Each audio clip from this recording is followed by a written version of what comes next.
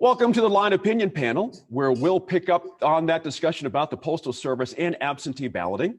Joining me at our virtual line table today, we welcome Diane Snyder. She's a former state senator and a line regular here on New Mexico in Focus.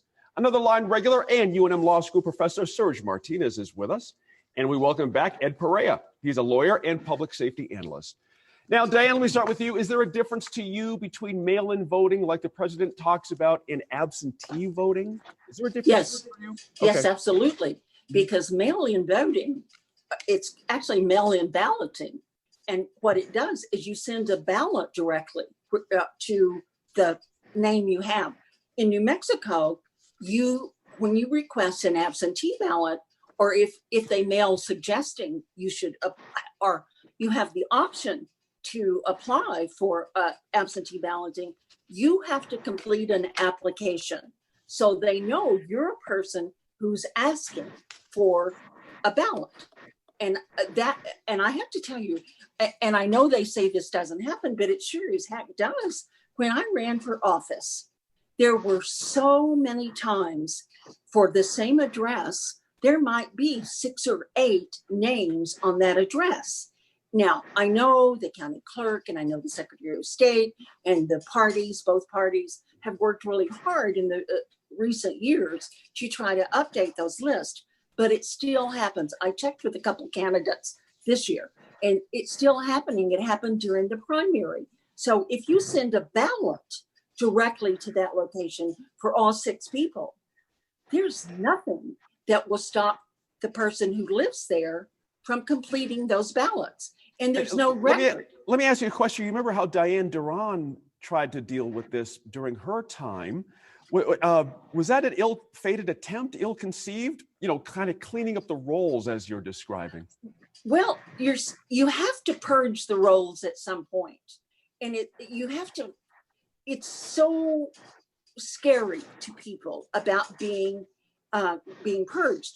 But the thing I noticed, let's see, I had got my license renewed 2 years ago, and they now ask you, do you want to register? Mm-hmm. Well, you have to be careful, because if you're already registered and nothing's changed, you don't want to click yes on that.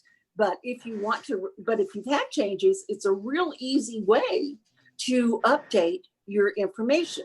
Now, there's a click on the county clerk's website. You can go in and change and update your information. But it's one of those things we don't think about till we get close to an election. So yes, I think there's a major difference. I like absentee balloting. I remember back years and years ago, you had to say what the reason was. Well, the legislature, why you were requesting one, were you really going to be out of town, or That's were right. you really sick? But right. They changed that because they made it more encompassing, that because like my 94-year-old mother, it's just so much easier. Now, she loved going to vote in person, but now it's more convenient for her to do an absentee ballot.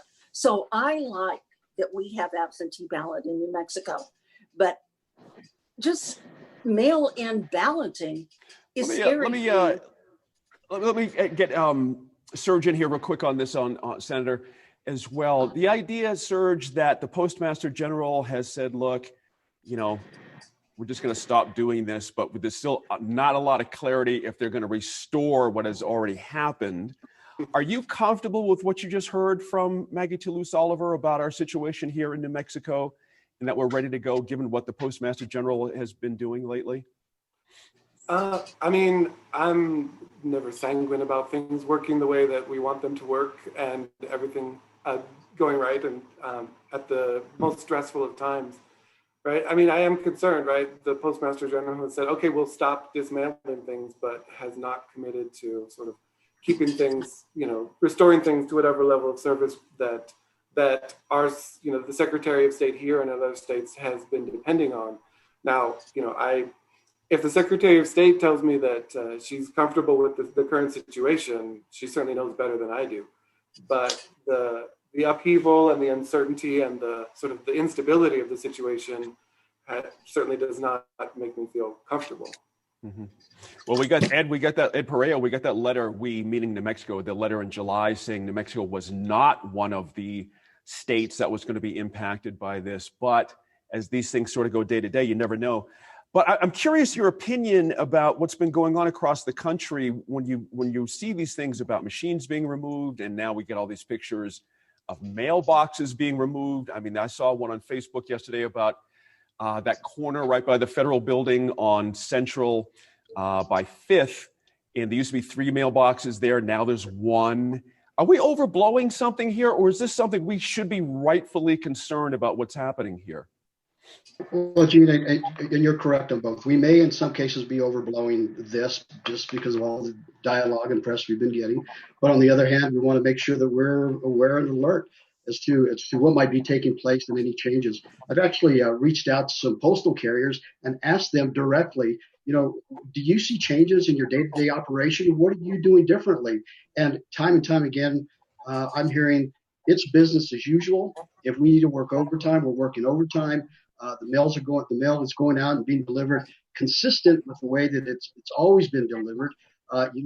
They talk about, we're hearing the talk from the top, but they haven't seen much of an impact on the day-to-day operations. We often hear this phrase that elections are local. Well, voting and the process of voting is local too. So where we may see issues in the Northeast, which I think they may have their own unique issues, I think New Mexico is in a different place altogether. I don't think that we are experiencing or may ever experience some of the talk that we are seeing occurring on other parts of the country. So the letter carriers that I spoke to are fairly confident that it's business as usual, and they have not seen any directive or any order that has come down that's going to modify the way that they do their business. And they have said that the postal leadership in the state routinely get together and discuss for themselves best practices. And so for now, we don't see a lot of changes here locally, but let's continue to be aware of what's taking place out there to address those issues as they come up. Mm-hmm. Serge, interestingly, our congressional delegation is asking to see some of these facilities. They want to walk in and inspect what's been going on. It's kind of an interesting idea. How does that strike you? If I were to walk into a postal facility, I would not have the slightest idea whether it was working well or Fair not point. well. Right? It's just like when my car doesn't start and I look at the engine as though it will somehow become clear to me after 50 years how these things actually work. But the idea of taking this intense personal interest in how these things work I think it's encouraging, right? It's a good idea. I think the Postal Service is one of those things that, it works great and we take it for granted until it doesn't. So getting a better handle on sort of the operations and how it actually works from folks who are making some of these decisions about funding and other sort of stuff is commendable. I think it's not just the Postal Service, right? That's a legislator should be curious, insatiably curious about all the things that they're legislating on, and I'm encouraged by that idea. Again, the practical value of it may be less than the actual. You can certainly imagine the kind of phone calls they're getting at congressional offices, though. I mean, it's a federal issue. You can see how people would go straight to the congressional folks. There's no doubt they're hearing about it, aren't they? Yeah, this has been, front page news for quite a while, and I'm sure folks are very, very concerned. The Postal Service is so vital to so many people for so many reasons, not just voting, which is obviously crucial, but, medication, hearing from their friends, checks, big things like that. And so if there's any sense that that's going to be diminished or messed with in any way, that's obviously going to be a massive issue for people. I'd imagine the phone lines are burning up, as they should be. Yeah, there you go. Go ahead, Senator, please. I did a little research on this. And one thing that really struck me was a study that was done coming from the post office or from the government. And that there's around 471 million pieces of mail every day. If everybody who voted in the last election, not the primary, but the last general election, presidential election, all mailed their ballot on the same day, it would still only be about 30% of what the daily mail is for the post office to handle. So, and the thing that goes along with that is, now the timing has been terrible, but the post office, like every business, has to be updated.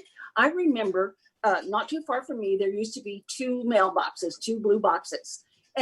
But there's not a lot. I mean, there was, you could, one time I saw the guy pulling out the bags and they were virtually empty. So the post office has to look and see and evaluate, is having two, do we get enough mail in those two boxes to validate having the time spent doing it? So you take one and you put it someplace that's getting more mail.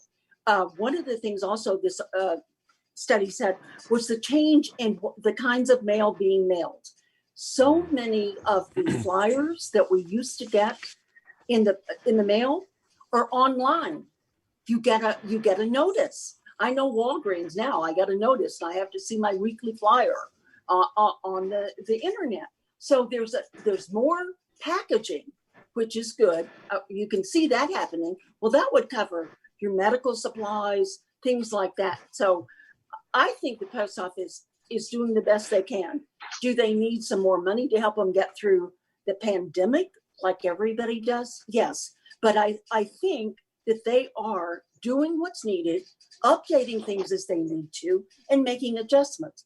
It's just that rhetoric, and I believe the secretary referred to that, rhetoric on both sides, that's just scaring the people to death. Mm-hmm. And I'm like my two colleagues here. I have faith in these local guys. I love my mailman. You know, I just think they will do it and do it right. That's right. I'd have to agree. Just a quick correction from me. That is Gold and Fifth, where those mailboxes were previously, not Central and Fifth. I apologize. Now, we're going to take a quick break. When we come back, we'll have this group talk about virtual fall events. What's good, what's a bad idea, and what's just looks weird.